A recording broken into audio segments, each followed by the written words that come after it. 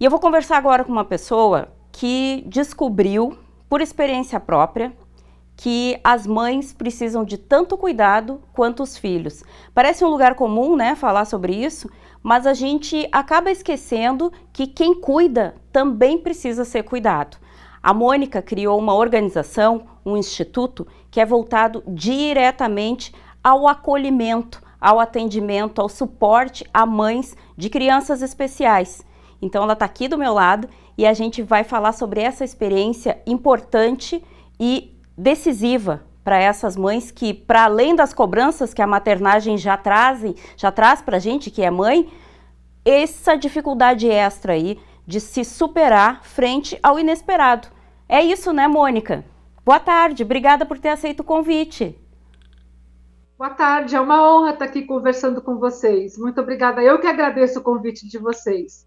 Então, é verdade, a maternagem traz com ela, né, uma série de desafios.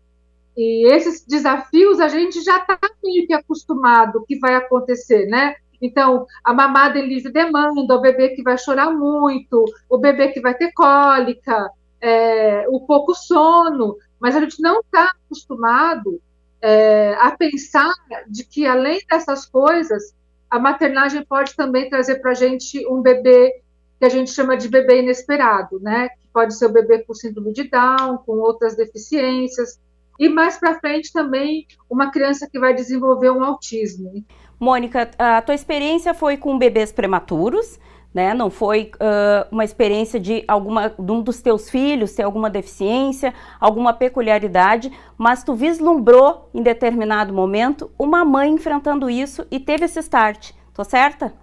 É verdade, eu tive 3 meninos prematuros. Os meus 2 caçulas ficaram um tempo na UTI neonatal e o meu caçula ficou 59 dias numa UTI pediátrica. E eu enfrentei um período de muito medo do desconhecido, muito medo do futuro e muito medo de dar conta de que eu não conseguiria dar conta da situação que eu estava passando. E é muito difícil porque mãe não pode questionar. Então, eu ouvi mais de uma vez que eu estava no melhor hospital do Brasil, que eu não tinha por que reclamar, que meu filho estava muito bem atendido. Esse tipo de coisa que a gente ouve é muito dolorida, porque a gente vai se calando, porque a gente vai começando a se sentir ingrata com a vida, né? Então, tá no melhor hospital, tá sendo atendido pelos melhores médicos, realmente, do que eu estou reclamando? Eu estou reclamando de todo o chão embaixo dos meus pés que está faltando, né? E não estou sentindo ninguém para me ajudar a caminhar nessa falta de chão. A gente vai se enfiando numa concha e vai ficando cada vez mais sozinha. Acontece muito, né, Mônica, das pessoas receberem um diagnóstico do filho com qualquer particularidade. A gente inevitavelmente pensa, meu Deus, o que será que aconteceu? Será que eu errei em algum momento? O que eu posso fazer para compensar isso? E não, é uma particularidade daquela pessoa, assim como um nasce alto, outro baixo, um branco, um negro, um gordo, um magro. É um ser humano único e ele precisa daquele atendimento único e não tem nada a ver com a gente essa situação ter acontecido. A tua organização traz esse conhecimento, essa libertação sobre a responsabilidade daquilo que vem e fortalece a mãe a lutar junto com esse filho. Justamente, ela precisa ter muito claro de que ela não tem culpa da condição física, ou da condição genética, ou da condição neurológica do seu bebê. Aquilo simplesmente aconteceu. Ah, mas o meu filho não é um acidente, é o que a gente escuta. Meu filho foi muito querido. O seu filho não é um acidente, mas o que aconteceu com ele é chamado clinicamente de um acidente genético, um acidente neurológico. Então, são coisas pelas quais a gente não tem controle. Por eu não ter controle, eu também não tenho responsabilidade pelo que aconteceu. Se estava na minha barriga e o jogo deu ruim, a culpa do jogo ter dado ruim é minha. Então, essa é a primeira coisa que a gente tem que ajudar essa mulher a deixar de lado. Não é culpa sua, não foi nada que você fez antes da gestação, durante a gestação, quando você era criança, não foi porque você brigou com a sua mãe, com a sua sogra, com o seu marido. Não, simplesmente aconteceu.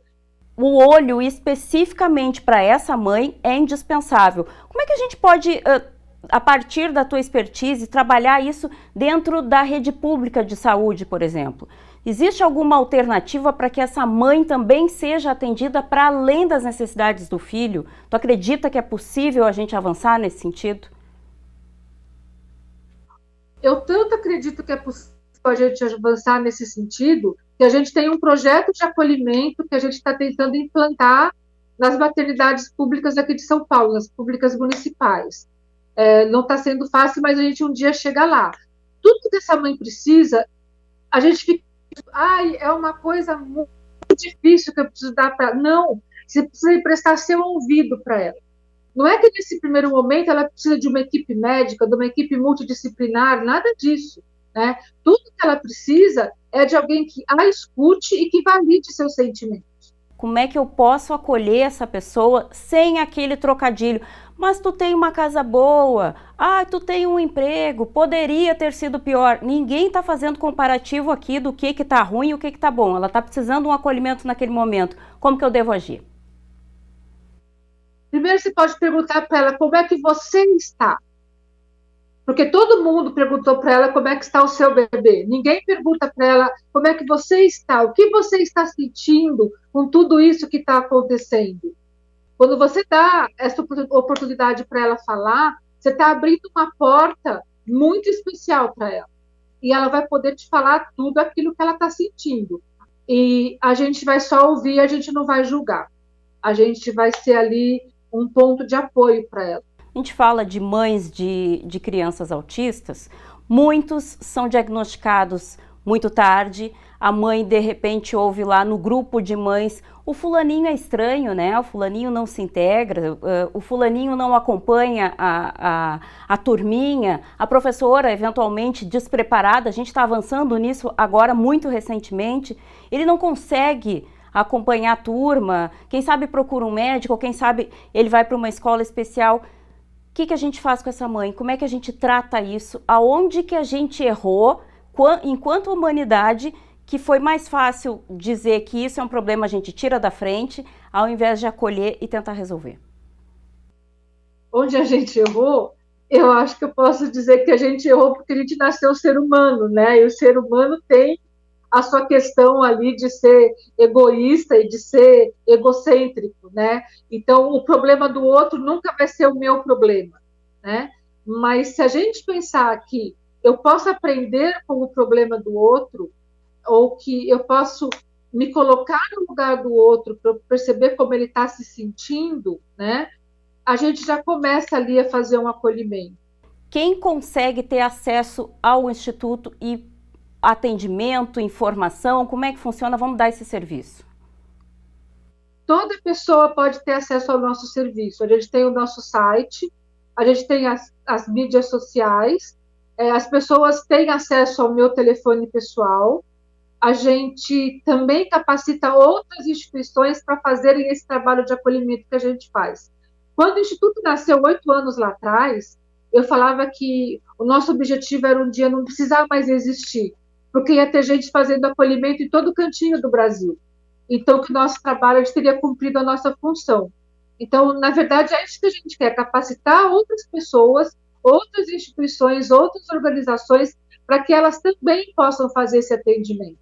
Vamos encerrar esse papo com uma mensagem tua aí, a partir de tudo que tu tem vivenciado nestes 8 anos de Empatia E. Eu costumo dizer para elas que às vezes chove, né, na nossa horta, e às vezes chove muito e muito forte, e que junto com essa chuva vem a escuridão da noite, mas que vai chegar o sol de manhã cedo e que vai ficar tudo bem. Então, por mais difícil que esteja agora, se você arrumar alguém que caminhe com você nesse período de escuridão, você vai vibrar daqui para frente, porque o sol vai voltar a brilhar e vai deixar de sofrer, vai deixar de chover. Eu acho que se a gente pensar que amanhã é um outro dia e que o amanhã traz para a gente todas as oportunidades de recomeços, né, a vida vai ficar mais leve.